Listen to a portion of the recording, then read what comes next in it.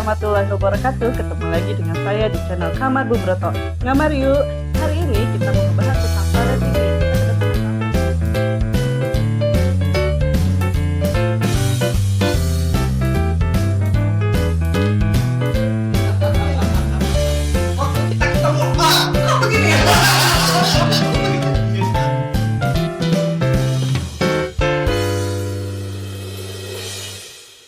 Ngamar yuk. Yo, sekarang kita kedatangan tamu, teman saya, teman SD. Perkenalkan dengan Kang Irsa. Kang Irsa, mangga. Halo Lur, salam kenal, nama saya Irsyal ya, nama lengkap saya Muhammad Irsyal Nasution. Bener banget nih, saya teman SD-nya Teknai ya. Dulu kita satu SD ya, Ya. kelas 1 sampai kelas 6 kita bareng-bareng. Cuman SMP aja kita pisah ya, Ya. SMP SMA, kuliah itu kita pisah gitu. Gimana Kang Irsa sekarang kegiatannya? Kegiatannya, saya sekarang saat ini ya, terakhir saya bekerja sebagai seorang sales consultant Teknai. Jadi sekarang Keren, saya keren. jadi sales consultant di salah satu perusahaan otomotif, perusahaan mobil yang cukup terkemuka, terutama di negara produsennya sendiri. Saya stay di Bandung di perusahaan yang ya kalau saya boleh bilang untuk di ranahnya otomotif sangat baik sekali. Udah berapa lama tuh? Alhamdulillah saya bergabung di perusahaan yang sekarang sudah 8 tahun. Serius? Nggak masa ya? Gila. Saya udah 8 tahun, nggak kerasa dari 2015 akhir saya masuk. Penerimaan itu 2016 awal tahun saya masuk di perusahaan ini. Nah ini Kang, dulu pasti penasaran kita SD tahun berapa? Kita SD tahun 90 sampai 96. Oh iya? Wah, saya inget banget ya. Keren aja. 1990 kita kelas 1 SD itu awal perkenalan kita lulus sama-sama di tahun 1996. Perlu disebutin SD-nya? Boleh juga. Oh iya. Nanti operator tolong ya videonya. fotonya. Oke, kita sekolah di Sekolah Dasar Negeri Coblong 3 ya. Kalau Oke. sekarang bukan Coblong 3, Ganti dikenalnya ya sama namanya. SDN Sekolah Dasar Negeri 024. Saya tebak ya. Ya, Anaknya di situ ya. ya benar banget. Biasa mengikuti langkah jejak orang tua ya. Alhamdulillah anak saya dua-dua masuk di Dua sekolah sekarang. tersebut. Dua. Betul. Sudah Dua yang dua. terlihat. Yang tidak terlihat kan rahasia. Jangan Oke. jangan dipublish di sini ya. Salah. Nah, gitu. Makanya boleh tuh. Naik Ah. kumaha. Dulu nih waktu SD apa sih yang berkesan selama masa SD? Yang Buat kamu? berkesan banyak ya, banyak lah memori kita dulu selama 6 tahun kita SD bareng itu luar biasa banyak banget. Melalui 6 tahun tuh zaman dulu kayaknya indah-indah aja gitu kan, Singkat banget ya. nikmat aja, singkat banget, nggak kerasa waktunya, cepat banget berlalu. Kalau bicara memori banyak lah, terutama antara kita.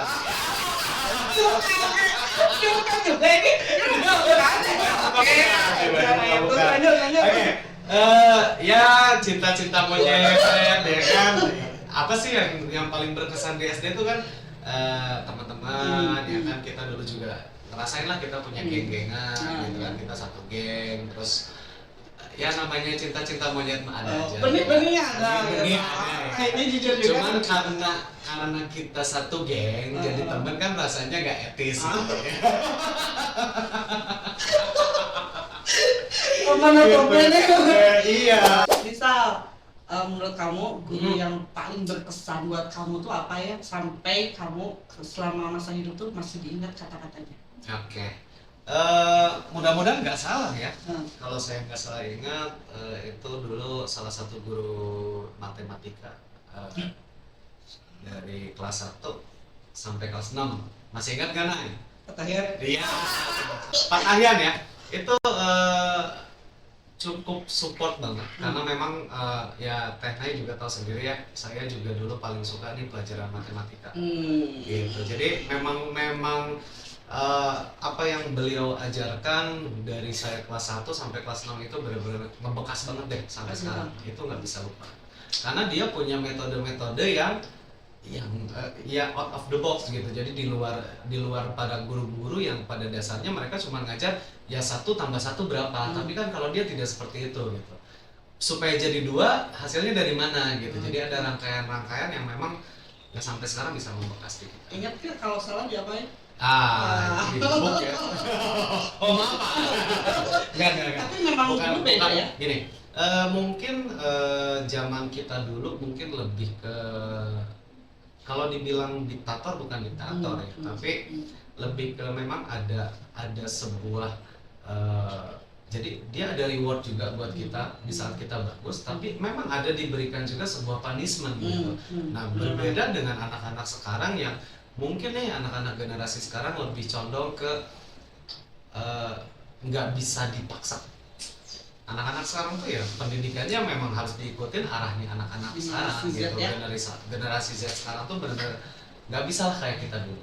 Dulu kita mandiri sendiri. Kalau ya? kita kan dulu kalau dibilang baby boomer mungkin kita baby boomer. Jadi memang disiplinnya itu benar-benar kuat banget gitu dari orang tua. Nah, kelakuan apa sih yang dulu Ini bahaya nih. Ini bahaya kalau udah nanya-nanya kelakuan.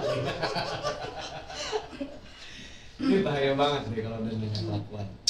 Kelakuan apa ya?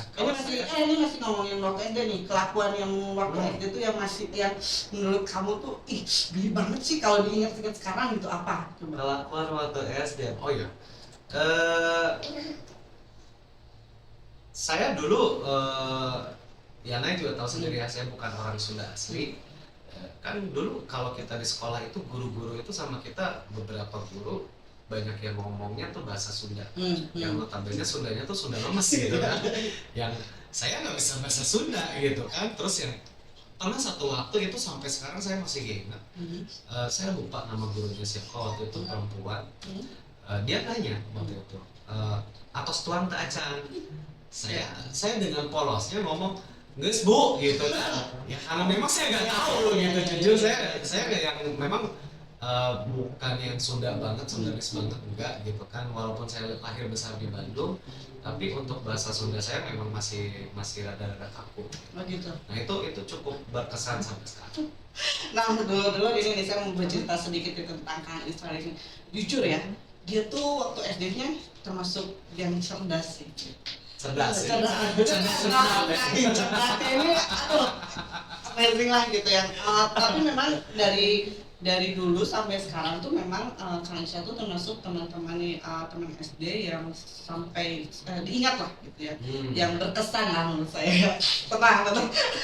Ini hidup udah mulai naik. Stop. Ada atap ya. Aman. Ya berkesan lah gitu. Jadi memang kebetulan juga kita tuh deketan ya rumahnya ya, masih daerah situ gitu. Jadi kadang kita juga masih suka kumpul atau apa gitu. Nah ini nih, kita dulu pernah nih Kang, dari SD sampai SMP sampai ketemu ya, SMP masih ketemu gitu. Nah kamu ngilang tuh SMA ya? SMP kelas 3 saya sudah mulai menghilang dari peredaran dunia. Peredaran dunia. Waktu kita ketemu, kok begini ya? Kita ketemu lagi itu, pokoknya kita masih sempat ketemu itu di kelas 1 SD, itu kelas 2 awal lah ya, kelas 2 awal itu kita SMP ya, itu masih sempat ketemu. Nah kelas 3 tuh jujur saya udah mulai mengenal dunia lain, dunia gaib gitu ya kan. Pasti selama kita nggak ketemu itu ngapain aja sih gitu. Aduh, ini cerita yang menurut saya story hidup yang bisa saya jadikan sebagai, kalau saya bilang mau jadiin panutan ya, sebagai panutan hidup saya, sebagai sebuah pelajaran, sebuah pengalaman yang memang akhirnya saya bisa untuk berbuat jauh lebih baik. Apa tuh? Untuk saat ini. bisa diceritain buat dulu di sini. Ada, ini sebenarnya aib ya, nggak perlu diceritain. Tapi boleh nanti ditit. Oke, jujur karena ya mungkin Ene juga tahu sendiri ya, saya orangnya itu supel banget. Oh, suka perempuan? Suka perempuan, mudah bergaul. Kalau saya boleh bilang, saya memang tipe-tipe orang yang sanguin. Jadi tipe-tipe orang yang gampang banget berbaur sama orang lain, kenal sama orang lain, dekat sama orang lain gitu. SMP kelas 2 itu saya mulai banyak teman di luar. Bukan di sekolah. Justru saya di sekolah kalau dibilang introvert juga enggak gitu, pendiam juga enggak, tapi saya tetap bergaul di sekolah, tapi saya punya teman-teman yang menurut saya kok lebih nyaman. Yang bikin saya nyaman. Nah, jujur-jujuran kelas mulai sebelum naik kelas 3 SMP, ya even saya berprestasi di sekolah, saya punya teman-teman yang memang membawa saya ke arah negatif. Apa tuh? Nah, negatifnya nih. Jujur saya kelas 3 SMP itu sudah mulai mengenal yang namanya narkoba. Serius? Ya. SMP? Benar. Terus. Saya udah mulai tahu yang namanya narkoba, dunia malam, pergaulan yang benar-benar kalau dibilang hedon banget lah ya. Dunia gemerlap gitu yang benar-benar. SMP? Yes, SMP kelas 3. Bahkan sampai mungkin kalau misalnya ditanya nih teman-teman SMP saya dulu, mungkin ada yang lagi dengar juga ya dulu di sini ya teman-teman SMP. Di kelas 3 itu saya sudah dibilangnya meninggal. Ya karena saya udah mulai jarang masuk sekolah.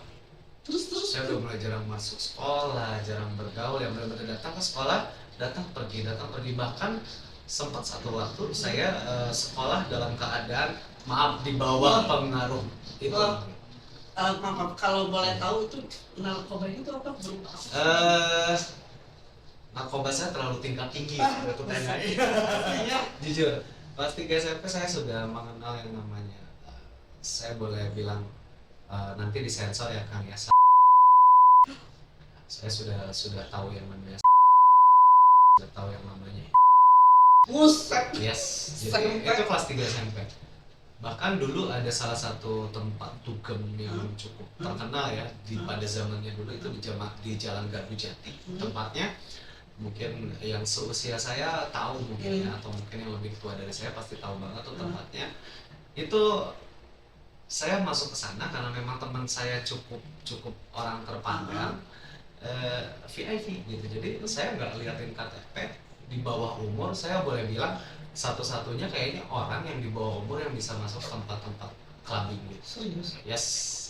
Nah itu awalnya dari mana sih bisa masuk ke lingkungan itu? Apa ada yang mengenalkan atau yang kamu tiba-tiba di jalan kenalan atau gimana gitu? Itu gimana? Enggak juga sih ya. Jadi awalnya saya punya satu teman. Circle gitu? Iya, circle aja.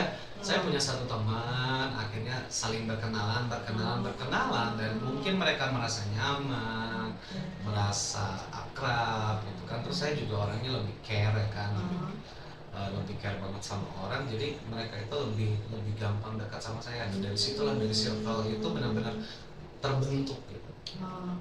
Nah ini maaf, apa sih yang bikin Kang Irsal tuh akhirnya mau mengikuti jejak mereka nih? Ini balik lagi ke apa sih, ke pendirian ya. Jujur saya juga kalau untuk berteman juga tidak memilih gitu ya. Tapi di mana saya punya pendirian atau iman ya, ini iman gitu ya. Kemanapun saya pergi, dengan siapapun saya bergaul, itu balik lagi ke pendirian saya, saya nggak mau deh gitu.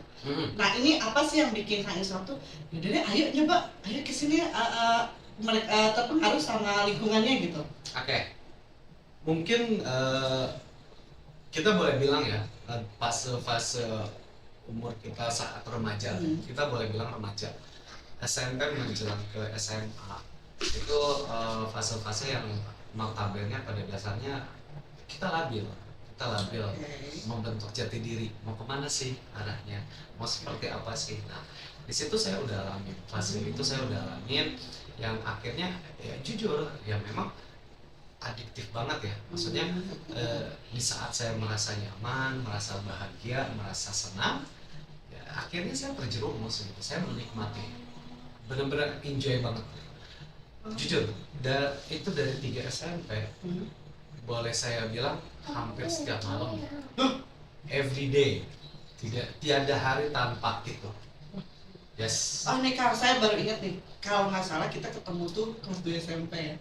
Iya, terakhir kan kita Nah ketemu itu tuh. udah 2 SMP itu saya udah mulai, tapi masih yang waduh, jangan-jangan itu pas ketemu saya lagi awalnya gitu. itu masih yang belum benar-benar parah banget belum. Nah, saya mulai parah itu kelas 3 SMP. Sampai jujur di kelas 3 SMP itu saya sampai jarang masuk sekolah, Pak. Even saya berprestasi, tapi kan sekolah juga punya pertimbangan. Nah ini hebatnya dia nih. Saya mulai jarang sekolah itu sampai kelas 2 SMA. Tapi itu lulus. Sampai kelas 3. Tapi lulus dari SMP ke SMA. Nah, ini sejarahnya panjang. Kalau saya ceritain panjang nih, kayak kita nggak akan butuh waktu panjang, nggak bisa buat 30 menit aja. Next time saya Nanti ceritain di beda lagi ya, Oke. waktunya. Jadi di situ sih pada prinsipnya saya mulai tahu yang namanya keindahan dunia terus. Gitu. Nah ini nih, selama perjalanan itu orang tua gimana? Jujur ya, saya kalau bilang terutama kalau saya punya ayah itu benar-benar yang workaholic banget. Dia memang jarang di rumah, kebetulan juga dia bekerjanya di wira swasta yang hari ini pergi gitu kan, dia pulang nanti 3 hari lagi, 4 hari seminggu, kadang baru pulang, kadang 2 minggu gitu kan. Begitu beliau pulang tengah malam, saya udah tidur dong. Subuh nanti saya berangkat sekolah, nah nanti saya pulang sekolah udah nggak ada. Gitu. Memang kalau misalnya saya boleh bilang didasari ada nggak sih efek dari kekurangan kasih sayang dari orang tua? Bodoh banget kalau misalnya saya bilang tidak, tapi ya saya rasakan ya, karena sosok ayah itu jarang saya dapatkan. Saya jarang ketemu dengan beliau. Saya memang yang benar-benar dari kecil itu sama ibu, yang cuman ibu gitu, ngurus 3 anak, yang membesarkan 3 anak tuh cuman ibu saya. Nah memang ini pelajaran juga ya, karena dulu kan nggak ada yang parenting ya. Ya, nah, betul. Sekarang tuh ibu-ibu sekarang tuh orang tua zaman sekarang tuh enak banget gitu. Yes, benar banget. Jadi memang komunikasi itu tuh penting ya gitu. Kalau dulu tuh hanya sekedar kasih makan lah, anak udah bangun atau tidur, atau enggak minimal pulang lah gitu kan. Nah kalau sekarang tuh memang ada komunikasi yang kita tuh harus tahu karakter si anak seperti apa, pendekatan ke anak pun kan beda-beda ya. Meskipun punya anak 3 itu karakternya beda, dan itu ada metodenya sendiri-sendiri gitu. Ya memang harus dibangun juga kan komunikasi ya, 2 arah. Kalau dulu kan kita memang zaman dulu kita itu nggak ada yang namanya komunikasi 2 arah dengan orang tua ya kan. Kalau orang tua kita udah bilang ayah gitu, kita nggak bisa yang namanya hei gue maunya gini, nggak bisa. Itu zaman dulu tuh nggak bisa kayak gitu. Jadi kalau udah si ayahnya bilang begini, ibu udah bilang ya udah kita menurut, even kita akhirnya berontaknya di belakang. Nah ini pesan bagus ya. Karena ya kita juga sekarang udah di fase yang kita sama-sama udah punya anak ya, Tena ya. Kita udah mulai ngerasain nih, ternyata komunikasi 2 arah antara anak dengan orang tua itu memang sangat diperlukan. Kita nggak bisa lagi sediktator yang zaman orang tua kita dulu ajarkan ke kita. Itu memang udah nggak bisa diterapin ke anak-anak sekarang. Beda banget. Itu bisa bahaya. Nah Kang ini nih, gimana? Ini sebenarnya kalau kita tuh cerita tuh sampai 2 jam 3 jam itu udah habis gitu. Nah ini dari perjalanan dunia kelam ya, ada nggak cerita yang menurut kami suatu yang ini kenapa sih gue lakuin gitu, yang sampai mungkin ya orang tua tuh ya menangis gitu? Jujur ya, Tenai, di antara 3 orang anak, saya itu kalau mau saya bilang anak yang durhaka, udah saya paling durhaka deh. Karena bukan sekali 2 kali saya bikin ibu saya tuh nangis. netesin air mata. Bahkan dulu SMP itu ibu itu sampai nungguin saya di luar gerbang sekolah. Iya, dia tuh ngumpet-ngumpet. Jadi saya berangkat sekolah, saya kan tahu gitu kan. Ibu saya tuh ngikutin. Dia sampai nungguin, nanti sampai saya pulang, dia tuh nungguin lagi. Jadi saya pulang duluan, nanti beliau ikut. Nah, itu sampai ke SMA juga masih seperti itu. Jujur. Pokoknya kalau misalnya dulu saya acungin jempol buat ibu saya dengan kesabarannya beliau luar biasa. Yang manfaatnya buat saya sekarang besar banget. Efeknya buat saya tuh besar banget. Ibu saya tuh luar biasa sabar, luar biasa kasih saya support pelan-pelan gitu kan. Nah, kalau saya boleh jujur juga sempat kelas 2 SMA itu waktu saya SMA itu saya sempat masuk sel tangkap. Saya ketangkap. Berapa lama? 3 hari saya di dalam. Iya, 3 hari karena waktu itu saya di bawah usia. Kan umur saya di bawah. Jadi boleh dibilang saya anak di bawah umur waktu itu. Waktu itu memang tidak yang terlalu kayak sekarang ya. Dulu kata saya di bawah usia, jadi sempat ditebus juga sama orang tua. Itu ketemu di salah satu hotel di Giger Kalong. Party. Biasa itu lagi party ya. Lagi party itu ke gap sampai akhirnya saya masuk. Saya ingat banget tuh di Polsek Bandung Tengah. Itu sampai orang tua jemput. Nah, di sini mulai ada momen balik saya untuk mengarah ke lebih baik. Karena saat waktu setelah ketangkap itu orang tua saya rangkul saya, ajak saya pulang. Walau malam saya nggak tahu beliau waktu itu nebus saya itu harus berapa puluh juta. Itu orang tua saya usahakan dengan susah payahnya, dengan kerasnya usahakan. Saya ketangkap, akhirnya saya ditebus, saya diajak pulang.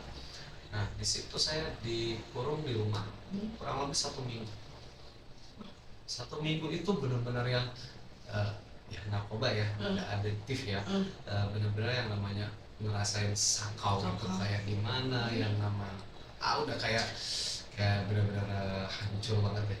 Tapi ya itu tadi karena saya punya keinginan yang besar untuk yaitu dorongan saya ibu saya, karena saya ngelihat beliau benar-benar apa ya, kalau saya boleh bilang mungkin tahap ke arah dewasa, mungkin ya pemikiran saya udah lebih dewasa kala itu.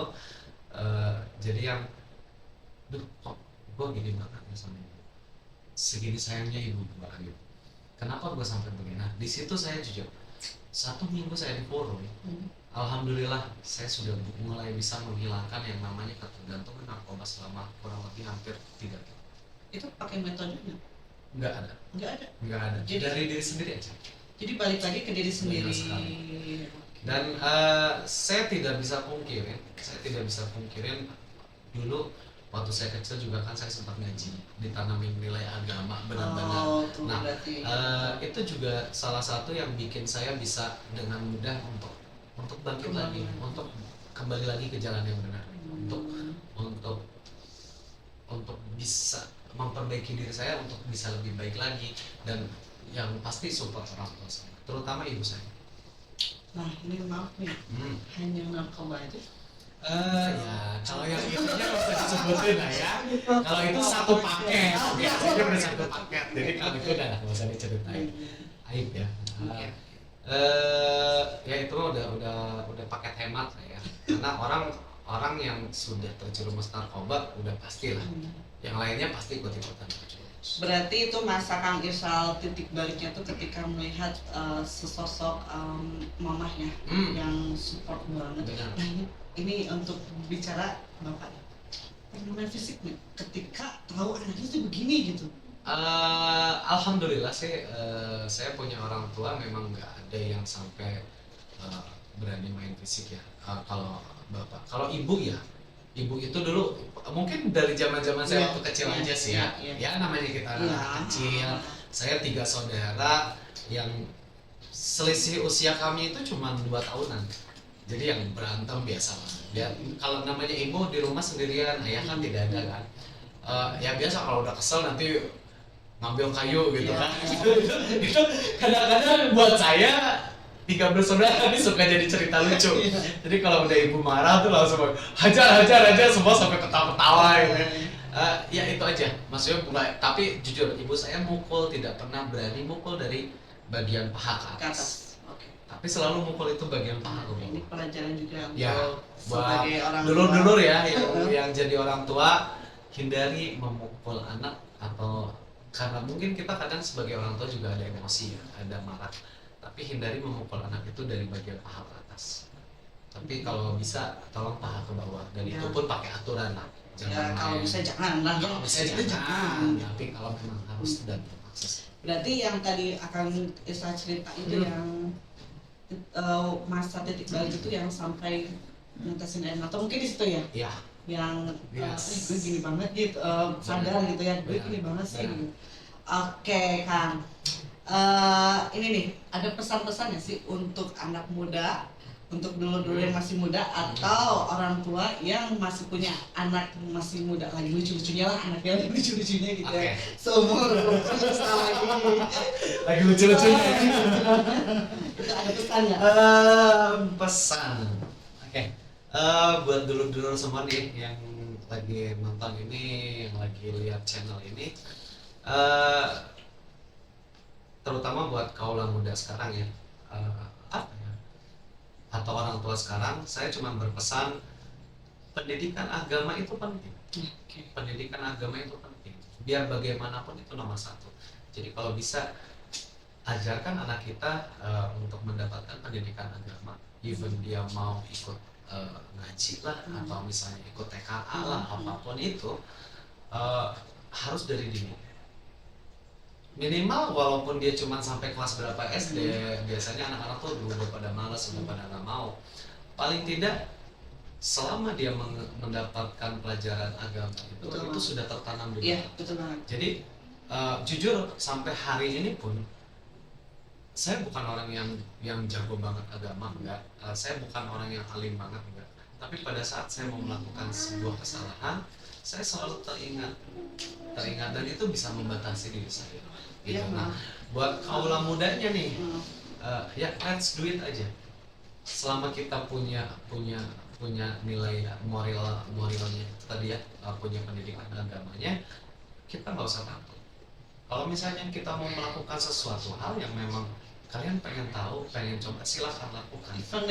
Even negatif, kalau misalnya itu dapat support yang bagus dari diri kitanya, kita punya bekal yang baik dan kalau kita punya bekal yang baik, insya Allah kita bisa memanage itu. Lambat laun kita pasti bisa memperbaiki itu. Itu tadi karena ada support dari orang tua, ada pendidikan agama. Menurut saya sih itu tadi. Jadi batasan-batasan itu benar-benar terjaga banget.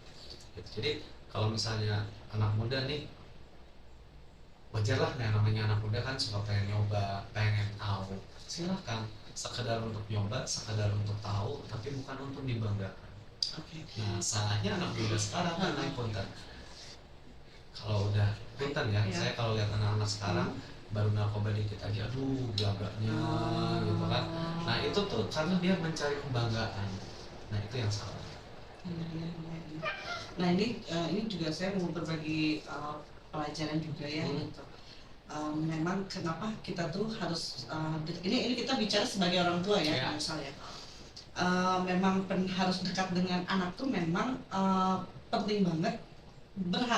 Kita tuh mencoba ya, anak kita tuh tahu sesuatu dari kita, bukan dari orang lain. Benar.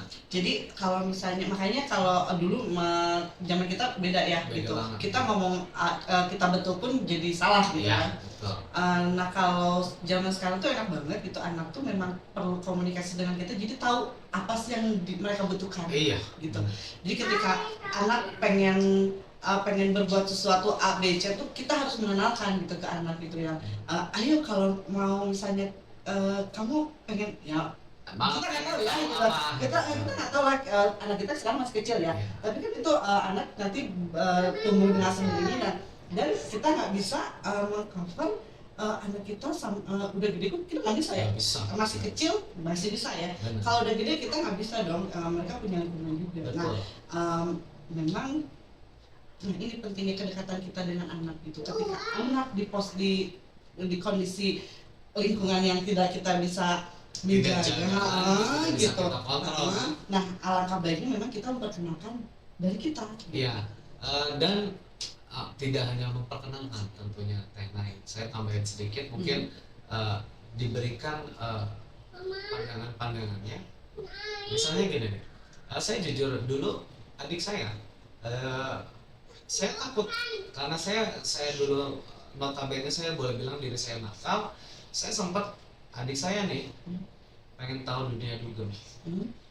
Clubbing itu gimana sih? Itu saya yang bawa. Jujur, saya yang bawa dia ke tempat dugem. Saya yang kasih tahu dia. Saya dulu terapkan ke adik saya. Saya ajak dia dugem. Ini saya lihatin.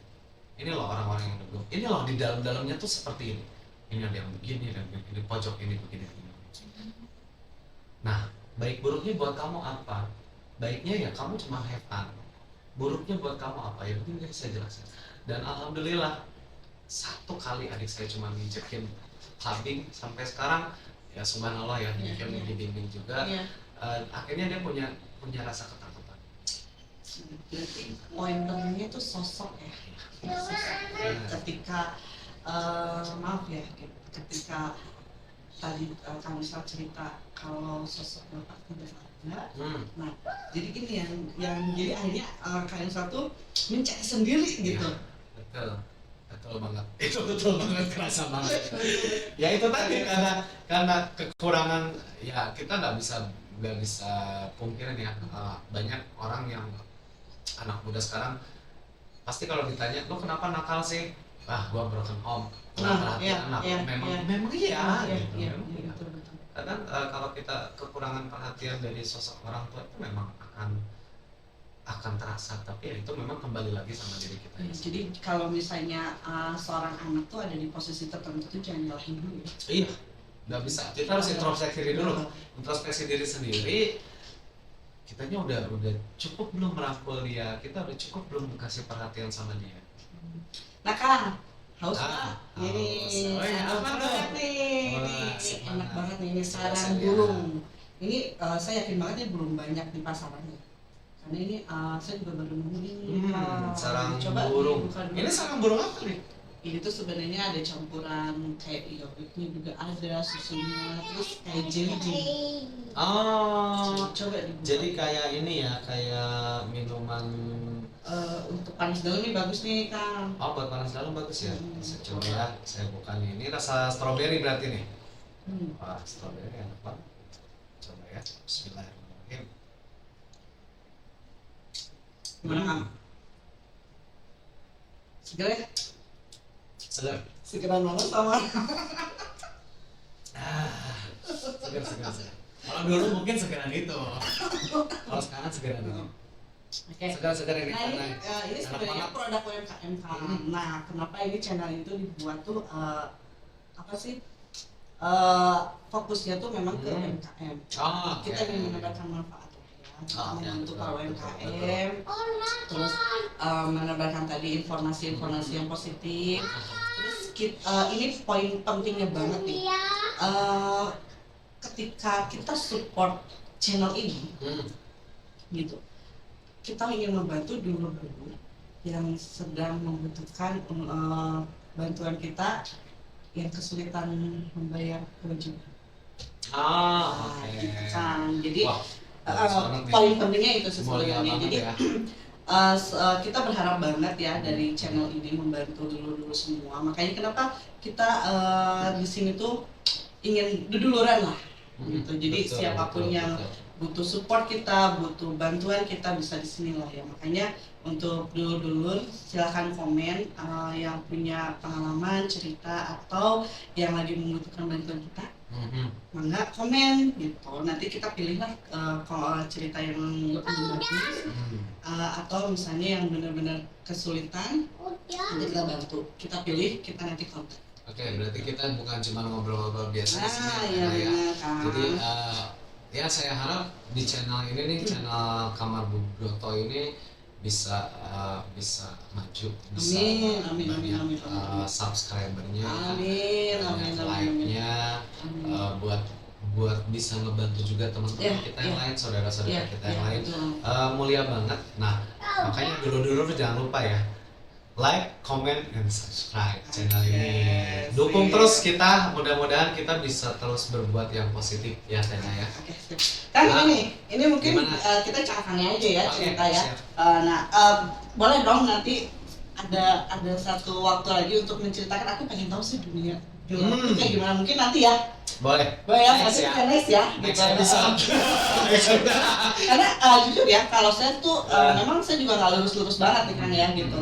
Saya juga pernah ke dunia clubbing juga pernah, tapi hanya ceritanya aja. Saya pengen tahu nih gitu yang cerita sampai dalamnya tuh kayak gimana sih, nanti ya cerita ya. Supaya kalau yang mau nyoba harus tahu dulu. Nah, gitu. Kalau menurut kalian cocok, coba. Kalau enggak jangan dicoba.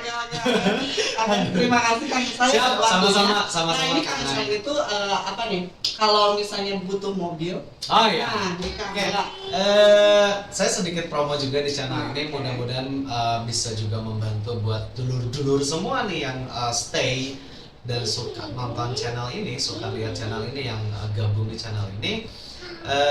Saya sekarang jual otomotif ya, even itu kendaraan roda 4 dan kendaraan roda 2. Saya boleh sebutin label?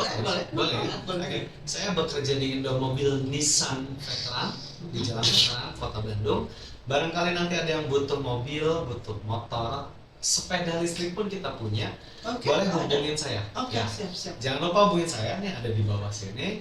Mangga silahkan bisa kontak saya langsung atau ke Kamar Bu Broto. Oke, nanti kita bantu ya. Siap. Sampai kunci ada di tangan dan mobil ada di garasi. Aman. Oke. Terima kasih ya Kang. Sama-sama. Dan aku ya main ke Kamar Bu Broto. Insya Allah. Senang banget saya bisa berbagi pengalaman sama teman-teman di sini. Dan saya harap untuk semua yang nonton channel ini bisa ambil semua sisi positifnya dari cerita saya, buang yang buruk. Oke, terima kasih banyak Kang Isal. Sama-sama, sehat-sehat juga, salam juga buat keluarga. Oke, bye, thank you. Nah, dulur, ya itulah sedikit cerita dari Kang Isal. Kita ambil poin pentingnya ya. Untuk anak muda, lakukanlah apa yang ingin kamu lakukan selama kamu bisa mengontrol diri sendiri. Yang pentingnya itulah iman. Berenanglah, tapi jangan sampai tenggelam. Satu lagi, jatuh ketika melangkah akan lebih baik daripada bobo cantik. Terus tonton channel Bu Broto.